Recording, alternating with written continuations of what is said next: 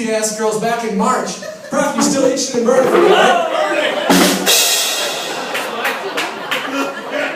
Page 2. Actually, Jim Ward was a member of the military. I don't know if you knew that. You were right.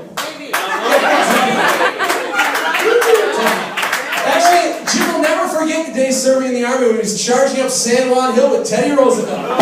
Social studies joke. Hey, the Social Studies Department of Riverside, I want to give it up. These guys have less hair collectively than your average adult film stars in other regions. Right? Roswell likes that joke. And speaking of Carl Blair, Carl's here, right? Jim, you are so old that an all-nighter means actually not having to get up to pee in the middle of the night. Hey, oh, this one, that one, we want to put on there. Okay, do you have a pen? Does anybody have a pen?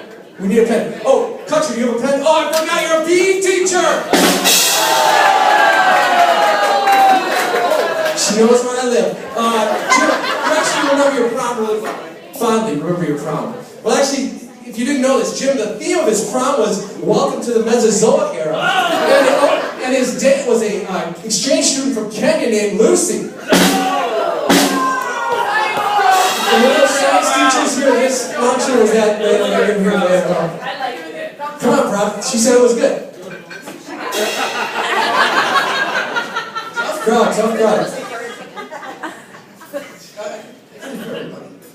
Hey, it's great to see so many old staff members, two people come back. I saw Miss Peterson here, but wait, I didn't see Miss Peterson here actually, but I saw her car at the handicap spot. It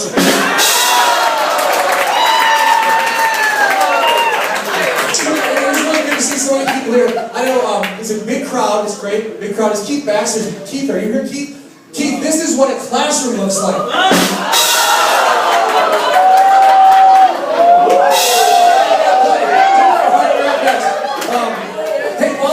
Because who doesn't love special ed, right? We gotta get at the special ed.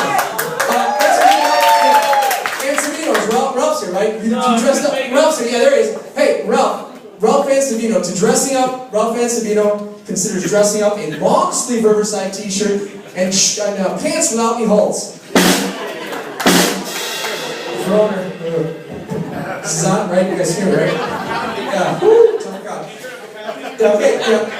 Hey, let's give it up to the girls, track team, state champs.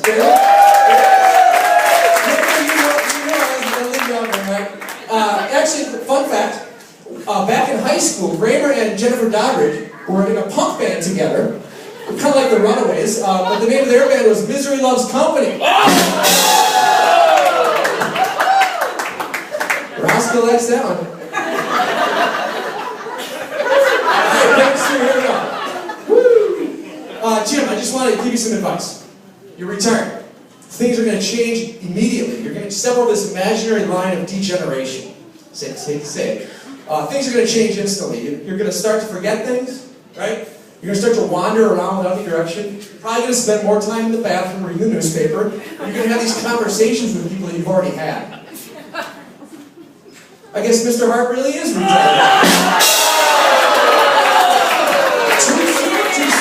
Too late. Hey, speaking of Mr. Hart, you know.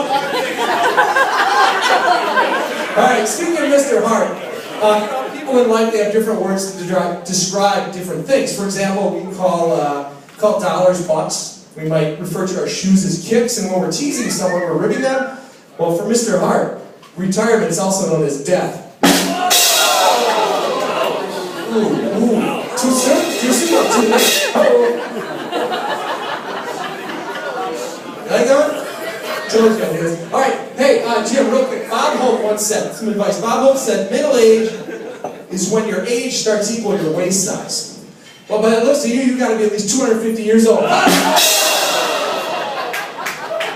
no, it's been great to be here, my friend Jeremy Proc. I don't have any Proc jokes. I don't need any Proc jokes. Fonz, we were hoping that you would heckle us, but obviously it didn't live up to your expectations. But Jim, usually around Riverside, when people retire, we always feel like, it's about time. What are you still doing here? Why are you still here? But Jim, for you, I think we can honestly say that, you're stepping down at the top of your game. And perhaps a little too early. But nonetheless, we wish you nothing but success, and we want to thank you for your contribution to Riverside over the last several years. And we also want to thank you on behalf of the thousands of children who you touched since you started teaching back in 1948. Good night.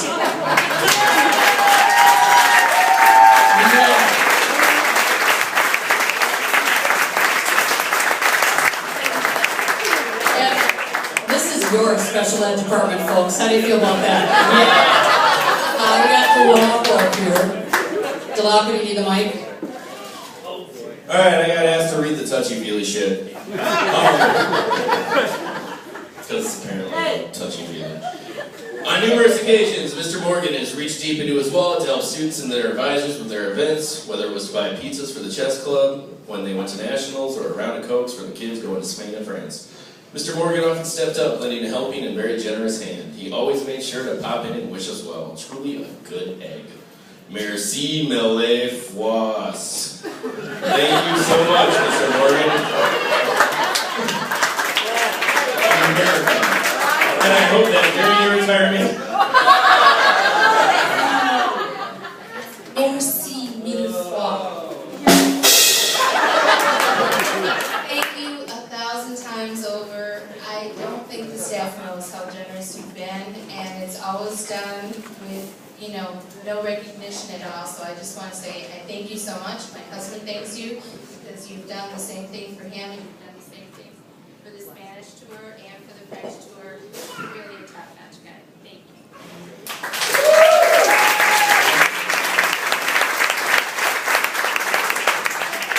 I was told it was to be anonymous.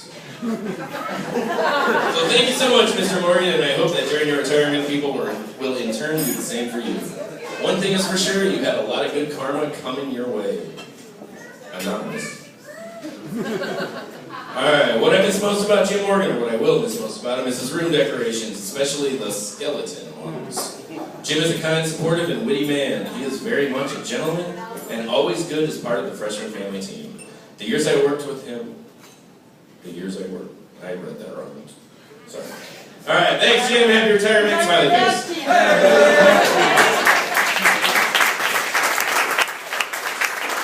Alright, thanks to everybody who contributed. I think it's only right that because Morgan was ribbed to the nth degree by two of the pros in the city of Milwaukee, that he gets a chance to rebut. Is that alright, Mr. Morgan? Alright, here you go. You have your own drummer. Yeah, thank you very much.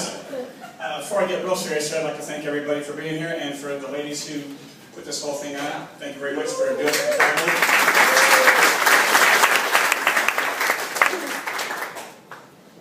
There's a couple things I'd like to leave to the school if we ever win the lottery. I think it'd make all our lives a lot better. First one is, for Fonz, Abby Fishman, Craig Klum, and Mike Van Pelt's computer, whenever they decide to send an email to all faculty, a sign comes up when they push send and says, "Are you sure you want to send this?" And when you push yes, it's deleted.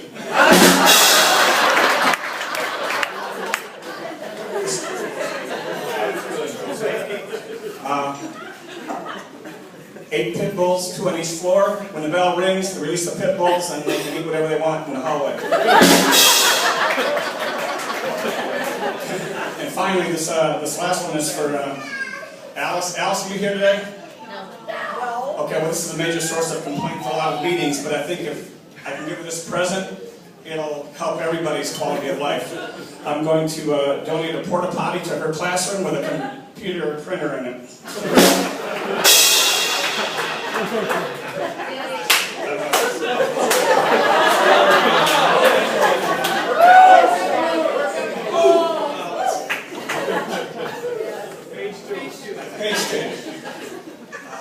I started teaching 38 years ago in a small town in Missouri. And my biggest job after school was to clean out everybody's desks. They had the trays underneath the desk where you put the books. But for some reason, about 30% of the school chewed tobacco. Some chewed Red Man, the big leafy stuff. Some had Copenhagen that looked like sawdust, and some had bandits, like little miniature tea bags with And so they made little cups out of paper. And they spit the stuff in there, and then every night I have to kind of clean it up. So that was my welcome to teaching. And then there's this kid, everybody's got one, but this kid named Daryl Ledbetter. Every day he would show up about 30, 40 minutes late to my first hour class. There was always some stupid reason, well, the chickens got out, or, you know, the pups, you know, were born, and the pigs were hanging out. Okay, fine. One day he came in and said, Daryl, what happened this time? Well, I had to take our bull over to the neighbors to service the cows. I said, well, couldn't your dad do that? Yeah, but the bull does a better job.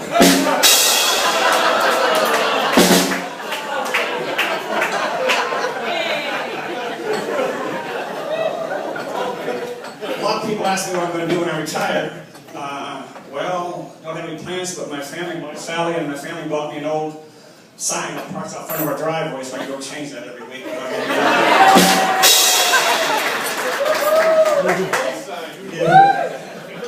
Yeah, sorry for all the trouble about the banner. Let's see. I didn't know that I was going to be able to save you today. So what I did was, as I was growing up, I had an opportunity to lift off a couple old jokes. One, I got my best grades in history because, well, I was there for most of it. I don't know. And, yes, I am old. In fact, my first pair of really good tennis shoes was Air Moses.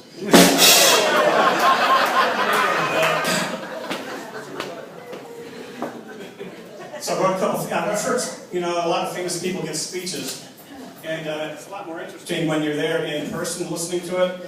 So I took some of their speeches and kind of modified it for my closing remarks. And one was, the first one started as, friends, Romans, countrymen, lend me your ears. I've not come to praise Morgan, but to retire him. Okay, another one was, we have nothing to fear, but fear itself. That was kind of good for me. We have nothing to fear, but fear itself. And we got to say goodbye. Come time to say goodbye, so this is the one. I try to find the right words to say today. You know, to say goodbye, so long, farewell, adios, adieu. But I think the one word that really kind of conveys my feeling is from the French, Jules, like that, au revoir. But even au revoir is really hard to say for me, so I'm just going to say hors d'oeuvre. Thank you very much.